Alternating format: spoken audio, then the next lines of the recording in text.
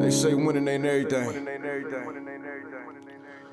Well, we don't have them type conversations over here, man. Had that conversation with the losers. We trying to win at everything we do. Even in the loss, we don't see defeat. We see a lesson learned. Straight up. Look, I came into this world in 1978. The doc looked me in my face and knew I was something great. 45, 42 Prescott, that's where I'm from. Grew up in the slums around dope dealers and bums. As humble as I was, I adapted to my habitat. In my own lane though, far from where they crashing at. Dumb bar graduate, the game I'd have mastered it. Served in the Navy, look, y'all don't know the half of it. Pops passed in '01, moms passed last year. I know they up in heaven smiling down, crying mad tears, cause they son making it. No telling where I'm taking it. My city been cursed, but I feel that I'm breaking it. Coached at Wayne High in 15 in one state. Seen the fork in the road and went straight. I know what I'm worth, I'm OG King CURT. Brooklyn Nets gaming crew legend, let's work. Hey, this is OG King CURT, your host of the OG2CENTS podcast. I want to thank each and every one of you tuning in every Sunday. We truly appreciate it. Make sure you hit that subscribe button if you're watching on YouTube. Like it, comment, share it. Also, we're available on all major streaming platforms. Links will be in the description. Let's continue to stand up against any forms of social injustice and racism. And this episode is brought to you by Zenni Blocks. Make sure to armor your eyes with Zenni Blocks virtual clear blue blockers. It's important to protect your eyes from the harmful blue light from your digital screens, so you'll have less eye strain, and that makes for better sleep and performance. Check them out at zenni.com/gaming or follow them at Zenni Gaming on Twitter and Instagram. This episode 51, What's Comp with my boy Jelani Mitchell, aka 2K Comp Games. He is the head coach for Utah Jazz Gaming in the NBA 2K League, and he followed up this season with Coach of the Year. So without further ado, Jelani Mitchell, aka 2K Comp Games, how you doing today? What's up, Kurt? How you doing, man? Thank you for having me as a guest. I'm good, man. I would be remiss if I didn't mention that you are one of the most influential figures in the NBA 2K Pro-Am community. I just want everybody to hear your story and how you got to where you are today. Oh yeah, no problem. Definitely share it. It's pretty long though, so I'm not sure I can give you the full story. I give you bits and pieces. You know what I mean? Gotcha. I'm from Brooklyn. It's always I'll say this, right? It's always when you tell the stories, like, do I start from young, or do I just start from when I got into 2K, Q2K? Like my life has been a lot. You know what I mean? It's been enjoying. It's been a movie in a way. Just like I said, coming from Brooklyn, just all the struggles that you have to overcome. And when I say struggles, I don't mean like necessarily poor or anything. I'm just talking about just being alert, just a whole bunch of things just being thrown at you, and you just have to be able to adapt to it, So, like I said, kid from Brooklyn, went to St. John's after college, did some service basically through with AmeriCorps, gave back with some kids out in East Harlem. Those kids, they were heavy into video games. They used to always watch those YouTube guys, Pretty Boy Fredo, all those type of things, and they always used to be like, I could do that. I could do that. I used to tell them, I'm okay on the game. I could do that, and they never believed me. So, I just had to show them in a way, like, hey, I could do that. So, I went out. I created my own platform on YouTube for the most part. Created a Twitter, dwelled into the Pro-Am community. And what I saw a lane, right? And I could say this. I saw a lane where, nobody was watching Pro-Am, right? On YouTube, nobody was pretty much, it was only, I think, Famous. He was doing the Sports Center. So it was only Famous on YouTube. There was no Pro-Am. Nobody knew who Slight Work was. I'm talking about regular people. No one knew Slight Work. All they knew was Park. All they knew was, nobody knew who Swishy was. Nobody knew Pro-Am in general, right? So I figured, you know what, we need to create an archive. Outside the core group, no one knew who I would say MPBA, WR. Like, people knew that play 2K, but I'm talking about globally. Right. So I'm like, we need to create an archive, right? We need to create something where these are going to be archived, and then in the future, 5 to 10 years from now, when these teams are ready to come on to YouTube, they will be able to come on, and let's say OFAB, he starts up his YouTube page, right? And it's just Slight Work Pro-Am. And all the people that was watching Slight Work on my channel from all his past broadcasts in a way now goes over instantly. Oh, this is Slight Work. This is Slight Work. And they go on to that, right? So I kind of wanted to create like an entire archive for the Pro-Am scene. Some things happened throughout the way. I dwelled away from it, but, you know, it was really successful in its inception. And it really helped to promote Pro-Am in a way, and it took on.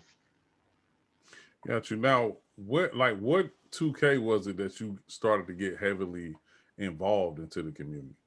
I dwelled in, so at the end of 17, I would say, but like I got into like the park community a little bit. Little people don't really know. Like 2K16, actually. 2K16 was one of my favorite 2Ks, right? So I got in and I was playing park, Pro-Am. I had another channel, people probably don't know. It probably had like 3 or 4K subscribers. I was into that heavily. I won't say my gaming tag. So that was the fun part. You know what I mean? That was the super fun part. And then over time, I got into Pro-Am around the first, was it road to the finals or whatever it is. You know, I could never qualify, but I always remember I used to watch Colt, right? Working Colt stream, little things like that. And he used to always HG, those guys, they went super, super hard. And you know, that's kind of when I really, really got into it. But I didn't really make 2K comp games until I think maybe the start of 18, if I'm not mistaken, like the very, very, very start. Because I wanted to showcase, like, hey, you know, like Twitch is cool, man. Twitch is amazing. It's an amazing platform, but it's something about having archived VODs and archived area where people can go back and just watch those games, you know what I mean, and view it and see the growth of Pro-Am. And that's just really all I was trying to do, and put it out to a larger audience. Because, you know, one thing with Twitch, right? You have a Twitch moment. Maybe, you know, you can VOD it, you can, but it's just a moment, right? And in a month, that moment, new moment, new moment, new moment, new moment, new moment. We're in a constant state of that in life anyway. So it's always a new moment. But the YouTube platform for Pro-Am is where something I saw where I can have this archive forever, you know, and we can always go back. We can always see this from growth, and we can always continue to build on it. Okay. So basically the 2K comp, like it's funny now that I think about it. I mean, I didn't even think about it at the time, but so 2K comp games is just literally this a catalog of 2K comp games, and then you just started going by that name. They gave me that name. That's the thing, right? You know, I like I said, I did my thing. I did the comp centers. I did those type of things. That they just chose to give me the name comp, but it was literally just a platform where I wanted to have something for people to go back, watch their games, watch their film, see the growth of Pro-Am, and then when they came onto YouTube, they were supposed to take everything from my page in a way, not everything, but my page now channels down, trickles down, trickles down, trickles down, trickle down. And that was just like the ultimate goal of how I started. I mean, obviously, you know, over time with companies or anything, you know, the goal skewers the goals thing, but that was the main foundation of 2K comp games. Now, got you. Now, comp, it seems like a long time ago when we were sitting on top of that rooftop at Hotel Z. Talking about making the league and things of that nature. Share your story with how you became the head coach for Utah Jazz Gaming. That was so. I can share that story, and then but let's just get before that, since you're talking about Hotel Z. Let's get before that, and then you go. So, you know, I started this show with my boy Black Frank White, who's the community ambassador of the NBA 2K League. So he had contacted me, and we both lived in in the same he'll probably tell the story way better than me, but we both lived in the same city. He's from Queens, I'm from Brooklyn. So we started this show, whatever as time goes. It was a great show back and forth. It's like a debate show, kind of. First Shake, we called it a playoff of First Take. So it's like a playoff parody. And we're doing it for, I would say, with no intention of getting into the 2K League. I would say we were doing it for, I don't want to say fun. Fun isn't like the best word, because it's like, oh, it's just a fun hobby. Yes, we were doing it for fun, but we're doing it to like help the league grow in a way, right? We were doing it in a way where we wanted more. We wanted, hopefully somebody could see it and someone could be like, you know what, we should do this. Whether it's they bring us on, or whether it is they just take our idea. It's just, we wanted more talking points of the league in a way. Like, we wanted more fanfare around it. So I got up with him, or he contacted me. We both had about the same idea, and we just got up to it. It was one of the craziest things ever. I don't think I've ever met someone from the internet like that. But, so that happened. And I remember, so we're doing the show, whatever the case, and one day we got a DM from Brendan Donahue, the managing director of the 2K League, and he was like, I like what you guys are doing. It's just a DM. I think people just DM you, salute, whatever it is. And I wouldn't say we didn't think much of it. It was like, oh, that's dope, man. Of course, BD. BD's an amazing guy. He connected with us and things like that. I wouldn't say we didn't really push the envelope on him, right? But it just so happened within that same week, it's how funny how life works. Within that same week, you invited us to the Barclays to do an event, right? It was something of your opening or something like that. Yeah, it was a quarterly meeting with season ticket holders. That was our first Next GC event. Right. So you invited me to this event, and it just so happened as I'm walking in, I'm ahead. Brendan Donahue was behind me, right? And I just laugh at the circumstances. So then we met. I mean, he knew our faces because he watched the show. But we met, and after the event, we had a conversation with him, and he was like, you know what? Like, and in the conversation, it was around First Shake, but it was just around the league in general. It wasn't even First Shake. He was like, you know what? I'm gonna give you guys a shot, right? Yeah, one shot. He says, my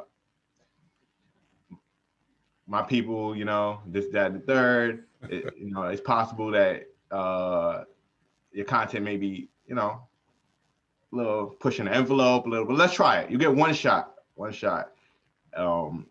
So we got the one shot through that meeting, which I came through you in a way, even though we spoke before, but it just came into fruition. Because one thing people don't understand, the DM stuff, the social media stuff, the internet stuff, it's all new, right? It's all 20-ish, the new millennium. But that when you meet somebody face to face, that's when you have to leave a good impression, and that's when you have to make your mark. So from there, we went in, we did the show with the league. We signed on for the post up in a way, and the post up, we had our own little segment, me and Frank, and we had fun. It was a little story short. We had fun on that segment. It was a great show, and I met. There was an episode, the Jazz gaming player came compete, Shaka Brown. He came, and they were looking for a coach at the time. But for some reason, we didn't talk about any one of us being the coach.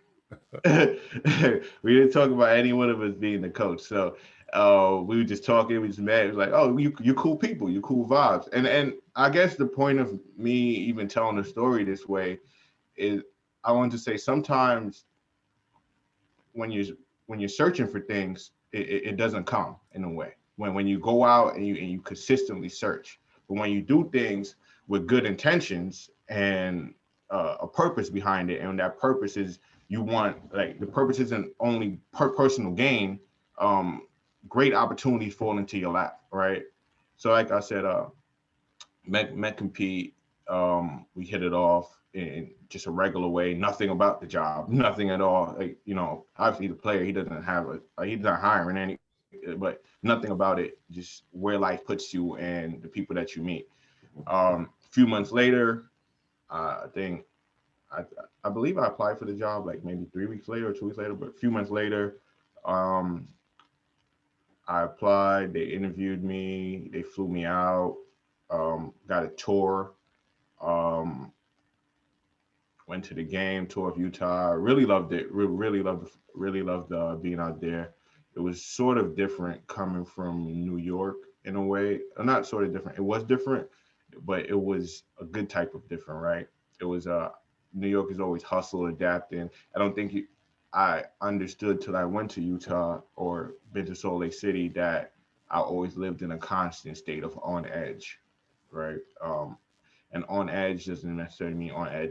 A constant state of high alert. I've always been a constant state of high alert. So it was interesting just going out there and being in that type of environment and being out of New York in a way. I've been out of New York a few times in my life. I've been to like Maryland, been to a few places. I've been to a lot of places actually. But every time I've ever left New York at a young age or left Brooklyn, I always felt like you guys don't have any corner stores. It's too quiet. It's too that. It's too that. Right. I was always that type of guy. You know what I mean? And it just so happened that this time it was like at the right stage in my life that I left where it's like, oh, I actually need this in my life right now. You know what I mean? So that happened, and I eventually became the head coach after that meeting.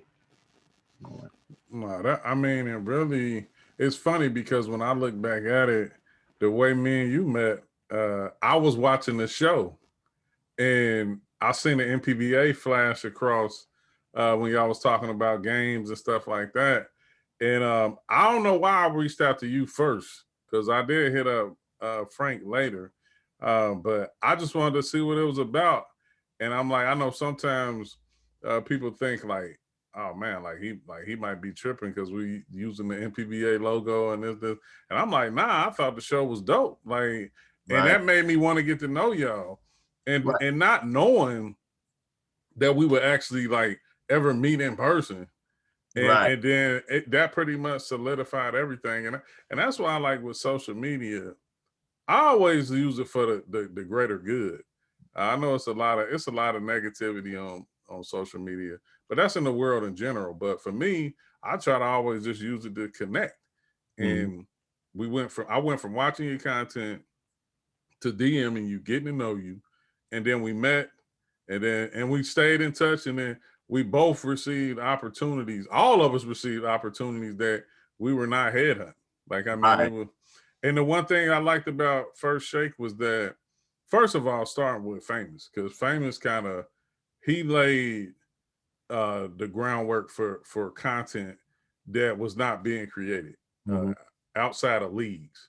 You think about us and you think about the WR, and then you think about Famous, and then you think about First Shake, and then now you have Champ creating content. You have multiple different people making content that didn't exist, and I always like people who was getting into lanes that wasn't there. Like they was creating their own lanes, and that's exactly what you and Frank were doing. It was humorous, it was informative, and it was getting the information out there. So I right. mean, And like you said, when you said we use the MPBA logo or the WR logo, every time we did those things, it was subtly put in there um, for the growth of pro-am. You understand what I mean? Like right. even I only had 2K comp games, everything I'd be like, oh, MPBA Final Four classic matchup. Is that it was always suddenly placed subtly placed there. I don't know why that word is kicking me right now, but it was subtly placed there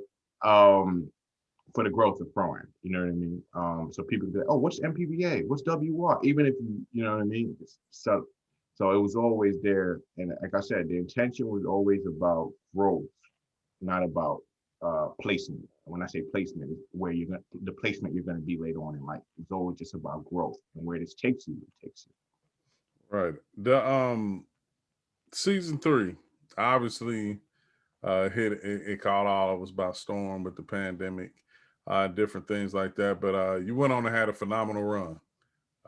You know, finished in multiple Final Fours, finished in the semifinals of the playoffs. Coached a phenomenal rookie in Splash, who I had on the show. Um, Coach of the year. Uh, Walk us through that feeling.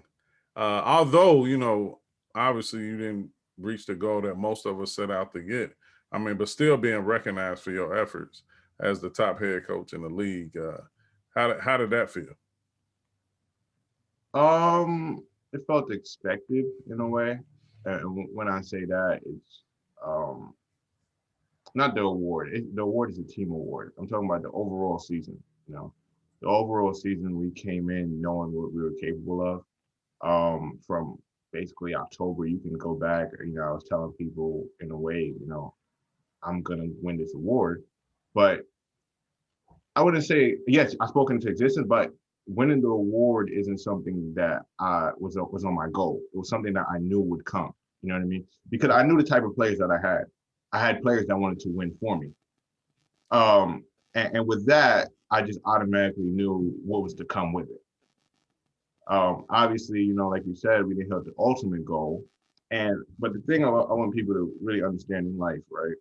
Yes, a championship is always the ultimate goal. We always want to be able to compete for a championship. But in order to win a championship, you have to take the right steps, right? And it always goes overlooked in life, the amount of steps that you have to hit, steps and goals that you have to take and hit in order to win that championship. So it's something that I really, really appreciate and cherish because I see it in pro athletes, all to every sport event, you know, where people hit these steps and goals. And when you finally get there, it's all worth it, all accumulation of everything. You know, it's not just one season. So it was a successful season in terms of that. And, you know, we're going to look again to build on that last season. And when I say build on the last season, obviously, you always want to compete for a championship, but you have to be able to hit the right steps to reach that championship. You go to season two, right? Season two, everyone, oh my God, you guys drafted the wrong guy at number one, 18 years old, XYZ, XYZ. Now he's whatever on top glitchy playlist, whatever. It's called growth, right? It's called taking the steps, seeing him become a young man, seeing him do XYZ on and off the court. Just little things like that that, you know, you have to appreciate in the process so that when you finally do reach the pinnacle, you can understand what it took to get there. Hey man, that sounds like Coach of the Year. Like, it's well put. I mean, and it's the truth. I mean, it's a challenge that we accept, that we signed up for, and I think it's always great when it pays dividends. Of you know, I think people don't always understand that when we draft people to bring into our organizations, like we draft them because we want them to be there, and we want them to grow and we want them to develop. Sometimes it happens, sometimes it doesn't, but it's definitely what I liked about the way you put it is that through the progress, you people can start accepting what's to come within the reward of that. So I think that's prevalent to all involved. And you know, once again, of course, you done heard it from me, but congrats on winning Coach of the Year, and definitely I know you're going to be looking to make another outstanding run in this upcoming season. Now, getting into, you know, it's draft time. I ain't asking for no sauce or anything like that, and how Comp does it the Utah way, but just what are some of the things that you think can help season 4 prospects coming into this year's draft? Yeah, you know, I'm the worst person to ask these things. Only because I'm unorthodox in my process, you know. But the main thing I look for, you know, guys that want to be here, right? And guys that want to, again, like I said, I don't win Coach of the Year without people that want to win for me, that want to play for me, that want to give me their all. And I give them my all, you know. So that's mainly the number one thing. guys that want to be here, guys that are willing to grow. When I say grow on the court and off the court. It's a lot of things in this league off the court that, a lot of these prospects. All right, this is a podcast, so we can really talk about it in a way. Okay. A lot of these guys that come into the league 18. I was talking to my real life friend the other day. He's like, I'll tell him some of the things that go on in this league. He's like, wow, what you guys need to raise the age limit. And I'm like, yeah, that's the surface answer, but no, not really, because raising the age limit is just going to make people stay at home longer to try to get into this role. So now instead of 18, they're 21, but they're still at home playing video games, 21 years old, 18 to 21, not learning any real life skills. It's that we need proper training from 18 to 20. We need proper training in the amateur scene. It's tough to put it all on WRMPVA, but that's why I feel like the league needs to partner up with them and things like that to provide that proper training. Because when these people come into the league, when the kids come into the league, it's their first job ever, right? So like you said, you also got to teach them how to grow, how to be. You have to help them grow. You have to teach them how to be a young man. How to contribute to society in positive ways. Just little things like that, and that's why you always see me on the internet as well. People always get on me about letting things slide from bad behavior. You know what I mean? And I say this all the time. I let bad behavior slide because I know bad behavior can be corrected. I don't let it slide. I don't let it go unpunished. It may seem that way, but I know that it can be corrected. It can be a conversation. It can be a 1 warning, 2 warning. When you hit 3 warning, it's out. You understand what I'm saying? But it can be 1 and 2 warnings beforehand. There can be a path to correctiveness. So just to go back to the main topic, I know I got a voice. Just go back to like I said. No, that needed to be said though. Yeah. I agree with you. It needed to be said. People that are willing to buy in and people that are willing to grow. That's all I look for. Everything else I feel can be taught, except for reaction time, of course, because reaction time is something different. But willingness to buy in and willingness to grow. Got you. One thing we didn't hit on is your off season. Technically we don't really have an off season, but from you and I, like for me, I'm in New York during the season, then I come back to Ohio in the off season. Opposite for you, you're in New York when you're at home, and then you go to Utah during the season. So I know how it is for me a lot of times, because we're like opposite changes of pace. Like your in season is like my off season, because Ohio is super slow compared to New York, and probably the same with Utah and New York. So like, what's your off season transition like once the season is over? It's actually pretty chill. I get to come home, see my family, but to be honest, I want to say it's a possibility. My off season is more work than my in season. I want to say it's a possibility. I want to say that. Yes, during the season can be sometimes super, super, super hectic, but it's a possibility that's either the same amount of work or it's like equal amount of work in a way. The off-season preparation is really, really, really meticulous. It's a lot of rearranging the draft board and big boards throughout. A lot of 3 a.m. scouting. A lot of I'm starting to grow out of it now, thankfully. But I'm someone who actually only needed to see the game live first, and then in the morning I'll rewatch it. Now I'm okay with I can miss a little bit, and then I'll just watch it fully in the morning. But I'm someone that needed to be there live. I was kind of addicted to Prime in a way, I still am, but now I can get over it. I've convinced myself now that it's okay to miss it live and watch it on the past broadcast or in the archive. Just record it and watch it later. I'm just trying to work more efficiently. But there's something about me that just really love a live game. So it can keep me up.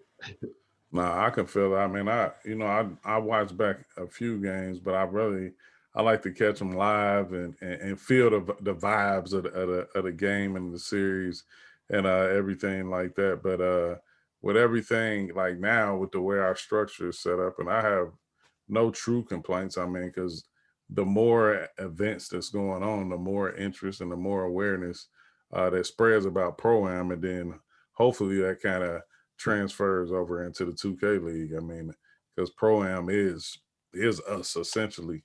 You know, draft boards. Just wanted to get your quick thoughts. You know how the community has like a ton of reactions to everybody's draft boards. What's your thoughts about it? I've never paid attention to draft boards and draft grades and things like that. I do save them all in a way in case I need to like rewatch and things like that. Like go back to see how certain draft board changes, see anything, but it's really all fun, I guess, in a way. I'll tell you this, right? Just to go off topic a bit. I don't know all my draft grades, right? But if I draft for draft grades, I wouldn't be successful in this league. And I don't leave it like that, right? Right. There's a lot of things that go into drafting. This year, even I'm pretty sure I'll probably get another low draft grade. It's fine. It's okay. Draft grade. I haven't made honors myself, so I definitely can relate. Yeah, draft grades do not win championships. Getting that player that falls and is the best talent, it's the reason he fell. It's trust me. I've been through this. I know what fits for my team. Draft grades and things like that is just all fun things to look at. It's fun. I commend them. I want them to keep doing it. But in terms of how it affects me, it doesn't really affect us at all. Anyway. Got you. That's kind of like the same way I feel about mixtapes. I think mixtapes for me, it like brings awareness to somebody I may not know, and then now I'll check them out in a game. But I've never really like got chills from watching a mixtape. Like, so it's kind of. I've gotten chills. I've gotten chills from watching a mixtape. Like not chills, but excitement, right? But it never made me want to draft somebody. Neither has an EPK. Yes, I'm a big fan of the EPKs. I love them. I think I went over BZ's EPK in season 2, if I'm not mistaken. I love EPK. I always tell people to get them, but I like things that are personal to me. All right.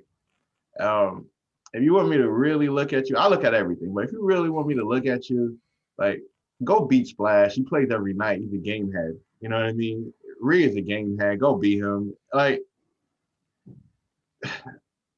they're always grinding. You understand what I'm saying? Right. If you want to beat me, go catch Freddie and not Freddie. Go catch Compete and Brent in my team. Like if you really want me to watch something, and personalize it to me, if that makes sense. I mean, obviously, you have a ton of options. You don't have to do that. I'm just saying, but that's what catches my eyes. My eyes is that my guys are out there playing. Sometimes you catch them on a bad night. Some you catch them any time. Just catch them. They're always in traffic. I've seen Rhea in the wreck multiple times. Everyone grind through the wreck this year. He's playing 5s in the wreck all year in a way. You could have caught him there. You know what I mean? Just if you are serious about getting on someone's radar, for me, some people might take it as a down, go catch that person playing in traffic. It's the easy thing to do. It's the easiest thing to do. I mean, back in the days, coming up, this kid's a hot kid from this city. He and this kid, another hot kid from this city. They meet up at Dykeman, they meet up at Rucker, they meet up at Gersh Park, whatever park, and they play in the park. That's just how, that's how it is. But I do click the EPK. I'm just saying though, if you want something hand delivered to my desk in a way, just make it personal. Okay. The funny thing about that is like I totally agree with you, and that's what I always tell people when they reach out to me, whether I know them or whether some of them are like, maybe like mid-tier known. I'll tell them like you need to be a headhunter. I know everybody make fun of the Major Bump brand. Because I was affiliated and played with Major Bump. But the one thing I liked about Hami was we ain't run from nobody. We'll play against any and everybody, blowout or not. Like, I mean, it was about accepting the challenge. And like now, you don't always see that. Like you won't always, and you don't have to attack anybody to get a matchup or to get a wager or whatever. But like we need to see that. Like I'm the same way. I'm like, you can be out here smoking, but if you're not competing, let alone beating, but if you're not competing against the top tier draft prospects or the returning talent from the 2K league, it's hard to wake me up. Like that's what I'm saying. Wake me up, and it's a lot of teams. You don't have to wake me up, But I'll take it. I'll take it another step even further, right? I'll take it another step further. When you beat my players, or when you beat, those guys from Headhunted, the way you react to beating them lets me know a lot more of you, than you even beating them in a way. If you go off, you're 2 days on this high streak. Hey, I beat Ree in the rack. You got no. You know what I mean? Got to know how you carry yourself, and that's just something that I encourage. I want to see you competing, like you said. You go out, you compete, and now I'm going to see how you react. How do you react after the loss? Do you still want to get at it? Still want to join back up after the win? Are you, that was amazing. Hold that L. But you cool, hold that L though. I'm gonna see you on the flip side, cool. But if you keep every day the same thing over and over, trying to shove it down someone's throat, then I know you don't know how to win. It's important to know how to win. It's important to know how to lose. So, like I said, just go out there. Jim from the jeweler. But no, I'm with you. I mean, definitely. It's funny. I mean, I think a lot of us have more in common when we looking at prospects than we think. Of course, a lot of people think I've seen it mentioned and said that, like, yeah, I do have a tight circle. We have a tight circle of GMs and coaches, but I don't think everybody realizes how competitive we are. Like we're not sitting up all day talking about 2K and prospects and things of that nature, because you got to win for Utah. I got to win for Brooklyn. Fame got to win for Heat Check. LT got to win for the Mavs. Frank got his job to do with the league. Like Nick got to win for T-Wolves Gaming. So I think Rico got to win for Celtics crossover. So I think it's like people forget like the competition aspect of it. And alongside of that, just the professionalism as a whole. It's like we have jobs to do. And like I try to tell my players or anybody else involved is, I lose my job. I don't go back to my mom's house and my mom and dad's house in my bedroom. Like I got bills, I got kids, so it's always my responsibility first and foremost, more than anything. But at this portion of the show, it's OG wants to know. It's rapid fire questions. Just answer open as honestly as possible. Biggest influence? My mother. Okay. What motivates you? Myself. Okay. Favorite video game of all time? RuneScape. Describe that a little bit. It's just it's a game with it's like a game with terrible graphics. It was just like I don't know how to explain it. It was just a computer game. Okay, got you. As a kid that we played a lot. Favorite sports team? The Jazz. Okay. Favorite athlete? Wait, sports team or basketball team? Sports team. Sports team. Sorry, sports team. Liverpool. Gotcha. Okay. Favorite athlete?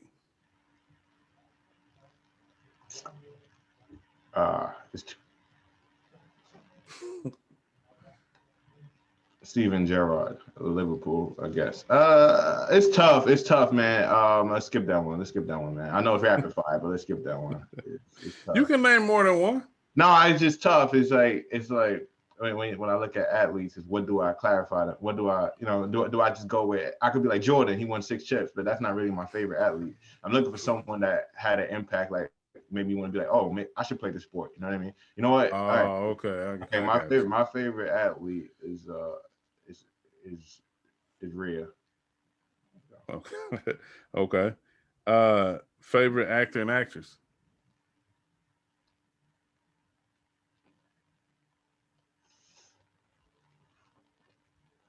I guess just say Leonardo DiCaprio and keep it pushing. Favorite actress? Both. Don't got one. Celebrity crush?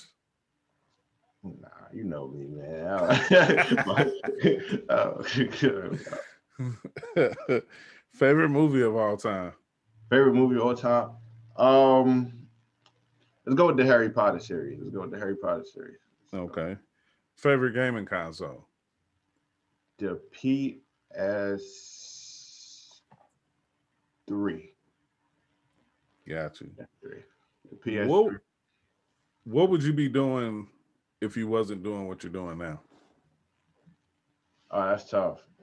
So I went to school for legal studies, right? I did some education, some teaching type stuff, nonprofit. What would I be doing if I wasn't in the 2K league right now? something involving working for myself. So something with that. I would assume. I would assume I'm creative enough to do that. And maybe I'll be doing YouTube. Let me say that. I'll say YouTube. Maybe I'll do YouTube. Okay. How can people get in touch with you on social media? You can 2K Com Games on Twitter. If you really need to get in touch with me, hey, that's pretty much it. Yeah, Com don't have no Instagram. No, I'll tell you this about social media, right? I'm in this field where everything you have to be on socials. You gotta get your socials up. I'm a pretty private person, even getting me to come on this podcast it was kind of like, like, oh, when you gonna have the time? You know what I mean? I'm private. I try to, when I'm done with Pro-Am, when I'm done with it, I try to shut off my devices. Just things like that. It's not easy to get in contact with me in a way. I don't want to say I'm easily accessible. It's not something like I'm stuck. It's just that I like to try to preserve my peace in a way, or my mental in a way. I grew up. I'm an only child, so I'm used to doing things on my own. I'm used to being in my own world, being in my own bubble. So, like I said, once that phone cuts down, once that's all done, I'm completely shut off. I don't want to be on Instagram. I don't want to be on Twitter. I don't want to be on socials. But yes, it is a part of something that I have to do because I have to grow those brands. And I guess I become more of like a public figure and things like that in a way. But I am I'm not introverted either. I'm just very big on protecting my privacy. Gotcha. Well, man, we boys talk on a regular. Wish you nothing but the best. Want to thank you for coming on and doing the show. I wouldn't have felt right if I couldn't have catch you before the season, because obviously once the season start, we in a whole nother zone. So thanks for coming on the show, man. And maybe depending on what happens, it's always Brooklyn first, but if it ain't Brooklyn and it was one of the crew, I'd love to have you back on and talk about your success. Definitely, man. Maybe we can link up in Brooklyn and do it in person, man. That's my goal. That's kind of why I didn't want to. It took so long to get here. You know how I feel about Zoom stuff. In-person connection, you can never beat an in-person connection, in-person conversation. That's just my opinion, though. Nah, without a doubt. And like I said, for everyone listening, you can find us on iHeartRadio, Apple Podcasts, Spotify. Only if you watch on YouTube, make sure you hit that subscribe. Remember to give us a 5-star rating on Apple Podcasts too. That helps us out a lot. You can follow the OG2CENTS podcast on Twitter, Instagram, and Facebook. Yeah, you can follow myself at OG King CURT on Twitter, Facebook, and Instagram. Make sure you check out my website, www.ogkingcurt.com, for everything OG2CENTS podcast and myself. Make sure you subscribe to my new YouTube channel, OG King CURT, where I'll be doing reactions, different OG thoughts, and more. So subscribe to that channel. Content will be on the way. You can check, shout out to my team. Can't never forget them. Box Graphics, Cy Evermore, and Strider Visuals for help making the OG2CENTS podcast what it is today. You can check me out on EsportsXTRA every Tuesday, Wednesday, and Thursday, typically from anywhere from 6 to 8 p.m. With host Larry Ridley, the crew, Antonio Williams, Derwin Royale, Kelly Wells Brinkley, and producer extraordinaire Kevin Mamuzet. That's every Tuesday, Wednesday, Thursday, anywhere from 6 to 8 p.m. on twitch.tv/Compete Forever. And that's Facebook Gaming and YouTube. Remember to check out next week's episode. And remember, if it makes sense, it's an OG2CENTS. OG out. Put this work in, fellas. And much, much, much love to the entire 2K community for always showing me love. Without y'all, we wouldn't be here. Yeah.